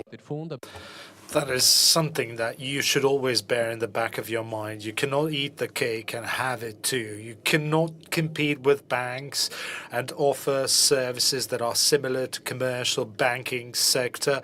And then you cannot, at the same time as you are managing state aid programs, compete with them. But also through these discussions, there has come out something that is very useful. As I said, I've been to the parliamentary commissions and joint parliamentary committee meetings.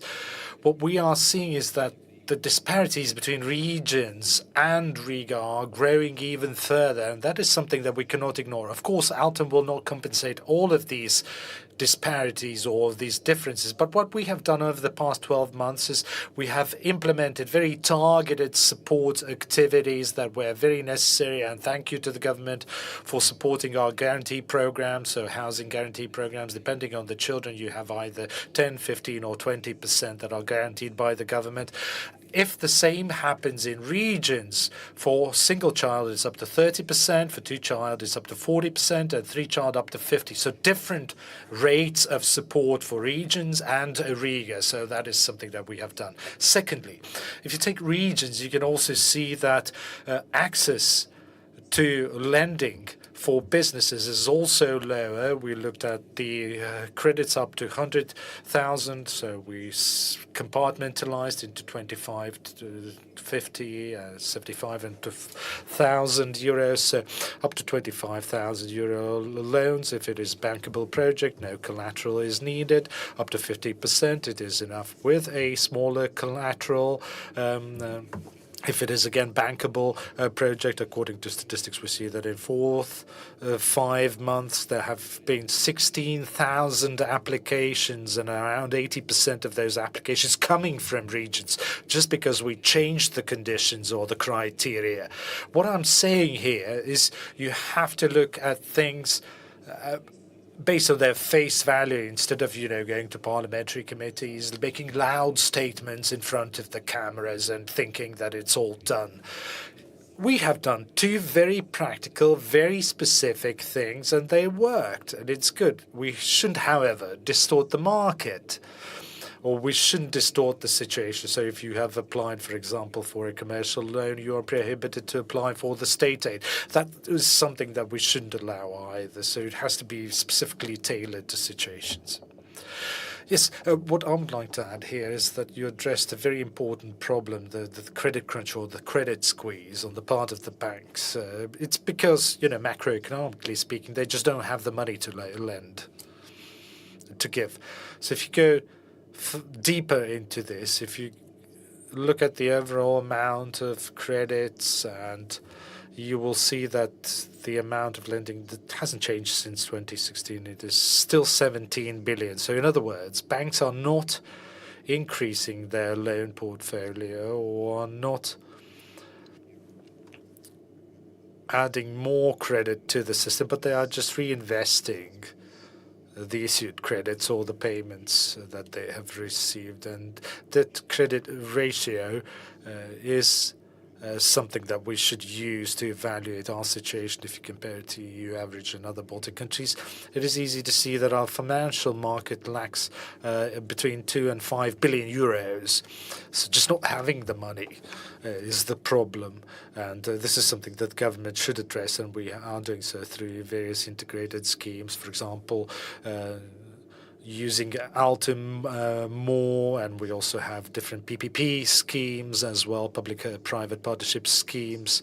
For example, Čákova bypass or roundabout is one of the success stories. Praised around Europe is one of the best road infrastructure projects, and also cost efficiency compared to other projects. For example, Riga-Tallinn or Via Baltica motorway is much, much higher, although the difference between the construction times or the period is almost 2 decades. And we going forward with various schools, with housing developments, we will have to also attract venture capital as well, or equity capital as well. We will need to activate the capital market and encourage banks to get involved in funding these projects. And to be mentioned, example, when interest rates were low, state treasury was quite aggressive, entering the market with state bonds, and banks quickly responded to it, raised their interest rates, and offered equally competitive product or similar product. So you are absolutely right when indicating that we need competition. We just need the right tools to promote this competition. We're also working with the Nordic Investment Bank, which has recently opened its office here in Latvia. And EIB has also announced it will open its office here in Latvia. So we are working with major financial players, global financial players. But again, involving everyone in this. Mr. Valainis, yes, please.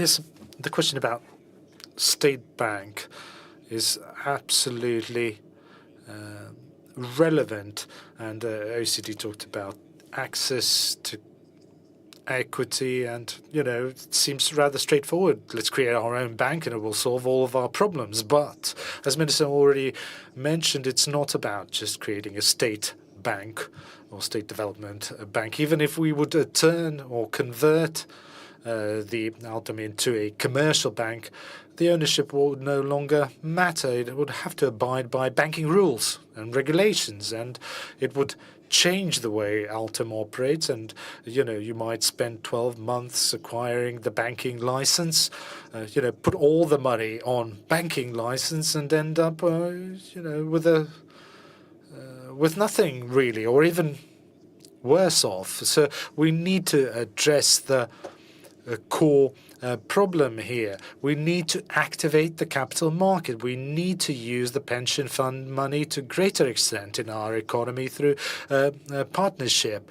Also, there are other PPP opportunities that we need to exploit more actively. Altum is a good partner for us, supporting our targets and our objectives in its current status, in its current shape.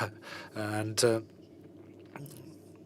we saw this SME crediting program up to 100,000 with a very favorable criteria. And in this regard, Altum has become the market leader when it comes to this kind of lending or these lending products. Mr. Bezic can correct me if I'm wrong, but I think within a very short time, they have issued the credits to the amount of 20 million around regions.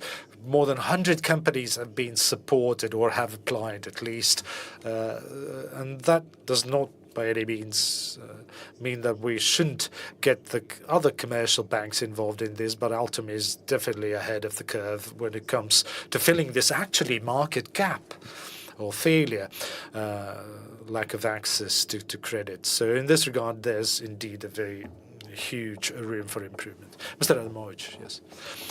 About the competition in banking sector, and I'm again putting on my banker's hat as the Industria Bank chairman of the board. I think Industria Bank is the only bank currently in Latvia which is 100% owned by Latvian nationals. We have other Latvian banks that are also controlled by local owners. And some time ago, there were negotiations about the surplus tax, banking surplus tax, and Industria Bank management prepared an overview in which we analyzed all the banks and their performance and compared first-tier equity ratio against deposit portfolio to see, what would be their what would be the role of the banking sector in crediting our economy. So basically, through this analysis, we realized or concluded that locally owned banks are fully using the first-tier capital that is available to them. Why? Well, it's very simple. The local capital believes in our country. It's here to stay, of course. So they try to do their best in order to invest their money here in local projects. Foreign-owned banks, of course, have a different strategy, which is understandable. They have bigger crediting potential, many, many billion more that they could actually invest in our real economy. But should we accuse them of not doing so, being cautious? Well, that is a very good question, in fact, that I don't have an answer to. Well, those banks are owned by private owners, by pension banks, by private investors. They have their own attitude towards Latvia, their own opinion about risks here, inherent risks here, and crediting risks here. So when we are talking about more competition in the banking sector, let's not forget about these ownership aspects. You can, of course, accuse a bank of not doing something, but you have to be also aware that when it comes to private sector, especially private banks, those are the most efficiently managed entities or organizations that take decisions based on very careful analysis, very careful assessment of all the aspects, of all the criteria, of all the factors. So they have very, very well-weighed and very robust decision-making that we shouldn't actually challenge. Now, as regards to what challenge does, and I'm going back to wearing on my hat as the poultry plant manager, the project that we implemented in Alūksne, which is quite far away from Riga, 3-hour trip by car. So this project, it was a former Soviet, abandoned Soviet poultry farm with 60-year history, and largely thanks to Altum funding, we have managed to revive it. And when we took over this plant in 2016, nobody wanted to fund us. Altum was the only bank that was willing to fund us. Only two other local capital funds or locally owned banks were ready to fund us.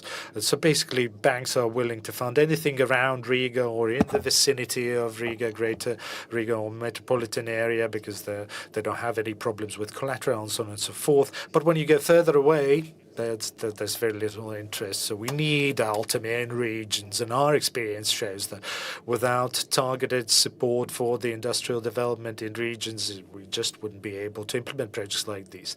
Mr. Viktors, please.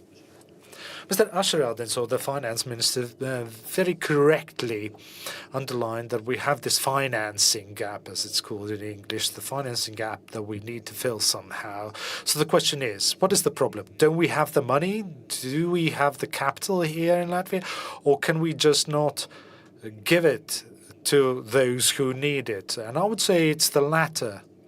I mean, we have the money, it just does not reach those who need the money. And Secretary General already mentioned the ratio between the credit deposit amounts. We have, twice as much deposit as credit here. So it means that it's local deposits that could be channeled back into the economy, to the investors, in the shape of loans, credit, or any other financial tool, instrument, or product. That's crediting is not the only way. If you have mature capital market, if you have enough active investors, you can, for example, encourage the population to invest in bonds, in securities, and that would be the way to fund various projects. And Altum is great at filling those financing gaps. It's not competing with commercial banks, to me at least, by venturing into those more riskier markets, into those emptier markets. The results are excellent. We have compared the credits of Altum and other banks. They perform similarly, in fact. If it is a riskier endeavor, we would expect a slightly worse performance, but it's not so. They are filling the gap now, the market gap or financing gap, call it whatever, but they are doing a very good job, and they perform similarly. And you talked about competition, competing with locally owned and foreign-owned banks. You're absolutely right, Mr. Adamovich, when you're saying that they have enough money to support or to finance the local companies, and also there are deposits, but they are not doing that. It's their private decision. What we can do as the government, as the state, we can create alternative schemes and, for example, channel the deposits into the investment. Again, in this round, talking about financing, talking about the mobility between banks, you have the perspective and the experience in OECD and seeing what other countries are doing in this particular field as well. What you could highlight, what others are doing well that maybe we could adapt here in Latvia, if that is possible? Thank you. Yes, this has been a very interesting discussion, because indeed the landscape is quite complicated. I mean, you have the banks, the non-banks, the foreign banks, the domestic, possibly the development banks as well playing a role. At the risk of repeating myself and being boring, just one aspect that we think really needs to be followed up is the competition in the banking sector first. So of course the indicators that we've been showing are just let's say the beginning of this diagnosis, but we think that the competition authorities really need to continue to monitor any anti-competitive practices so that the lower funding costs that are likely to happen very soon in the euro area, as the policy rates are going to decrease, so that these lower funding costs are going to be also passed on to the fullest extent to the customers. So that's on the banking side. On the non-banking side, I think the Minister of Finance has already outlined really a wide range of instruments. And our view is that the listing of state-owned enterprises. Here we're talking about minority stakes of state-owned enterprises is a key element in this process, in deepening the capital market, in attracting foreign investors. We have shown how Latvia compares to other countries in the OECD in this respect, and it's one dimension, let's say, where there's really scope to attract capital, foreign capital, but also domestic capital, to mobilize it and maybe free some space for other private sector actors. So we have also in the survey, we've mentioned other levers that OECD countries have also used. So, for example, allowing more flexibility for pension funds to invest in the domestic instruments by relaxing rules, of course, with the proper governance in place. But this is something that can work in smaller countries where this source of funding can be mobilized also to dynamize the domestic market. I think you've mentioned as well quite the issue of concentration in the banking sector, the size of the country. There's no fatality in this domain, really. There are several other OECD countries that are smaller, have smaller markets, like Finland, like the Netherlands, like Greece, that have concentrated markets as well. This is just a feature of many smaller markets, but that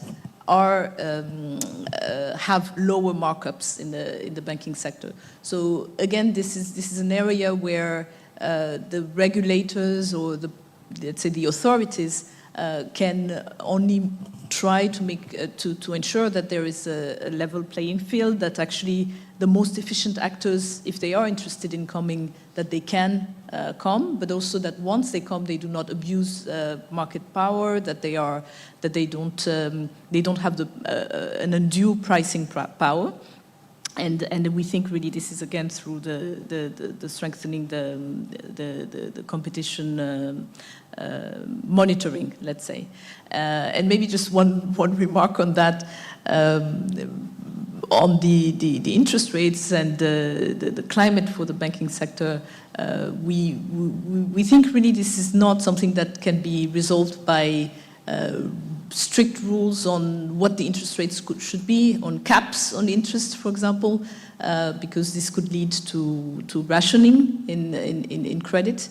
But instead, really on having in place the conditions for competition, let's say. Thank you. Iedošu vārdu Ašrādena kungam. I will give now the floor to Mr. Ašrādens, and then I hope we will get some questions from the floor to conclude the discussion. Very briefly, another point on which we are really working very hard. And the good news is that we have reached political consensus, and the government has agreed on the plan how we develop capital markets. And this is really in our heads. We have huge resources, as our colleague from the bank said, meaning the deposits in the accounts of private persons. These are sort of both natural and legal persons, and these assets are not really moving. So we really have to think about this ratio between deposit and credit. And this perhaps is already a cultural feature of the country. And politically, it had been impossible really to get this moving for some time. Now we have the decision, and the question is regarding our capacity and the ability of these companies to enter the capital market, to show that they are able to function in transparent environment, and really to show their performance ability and development. We are speaking about state owned energy companies and others. We're also moving with Air Baltic on. We will have emission of bonds. And slowly also municipalities are starting bond emissions. For example, the city of Riga really needs this money for the development of the city. and also listing capital companies is one of the solutions. We have huge needs, and I hope that the right decisions have been taken and we are going to move on. And now I turn to the audience. We have final concluding discussion, minutes for the discussion. A lot has been said, but perhaps you want to ask some questions. Raise your hands, and we have mics available to you. And please use this opportunity and put the questions to our high-level panelists. Questions about the economic survey and also questions regarding raising investments. Don't be shy. Oh, apparently people are looking forward to the lunch break.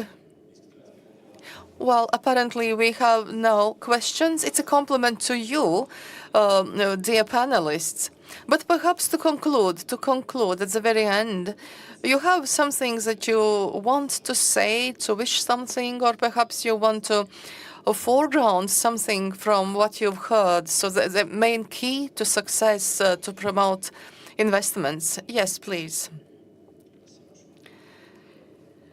To continue what Minister for Finance said about development of capital market, our poultry company was the only one last year, the company which was listed, and also during the last 5 years.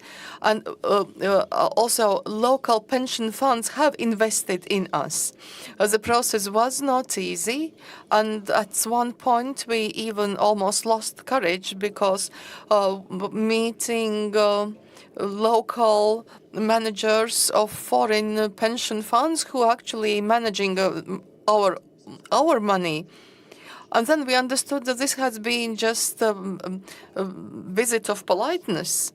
And they said, actually, we like investing in other capital markets in United States and other projects. And really, that left a very unpleasant aftertaste. I'm a taxpayer. Why should my pension assets be invested overseas if we have high-quality companies, listed companies who have ambitions regarding growth and they have needs? So really, I would like to see all these issues also dealt with and somehow solved by the public sector. And we should promote local equity, staying here and investing in the development of local companies and in our development. I just wanted to say two things which seem to me important. First of all, about OECD. It's very important to not to perceive OECD as a sort of institution coming to monitor us, but these are very friendly colleagues who show us that things can be done differently. We Latvians always somehow perceive institutions coming to monitor us. But what was said by the representative of Industry Bank, we really have to change public administration. We have to understand that this money, 16 billion of taxpayers' money, our people want to receive services and good services.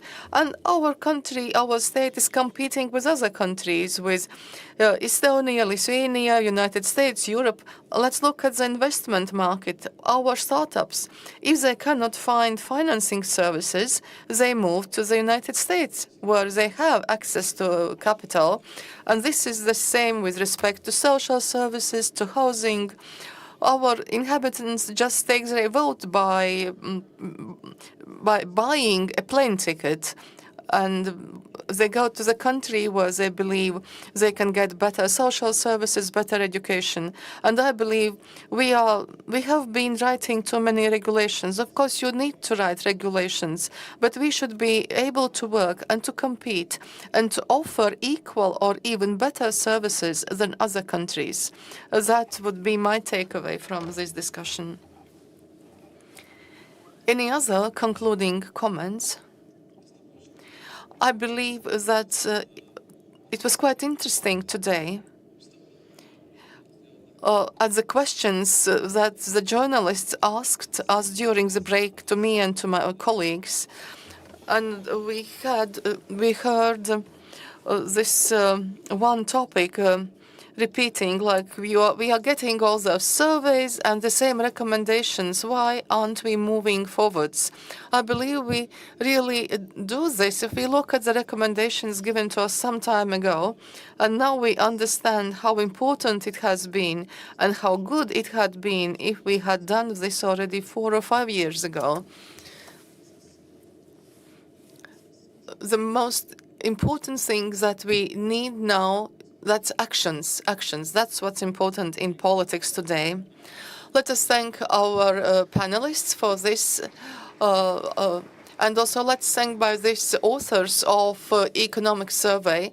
I would also like to thank all of you for this participation, also those who followed us online. And my wish for the future, when we meet in 2 years' time, when the next economic survey will be presented, I hope we all be very happy and proud that these recommendations have been implemented.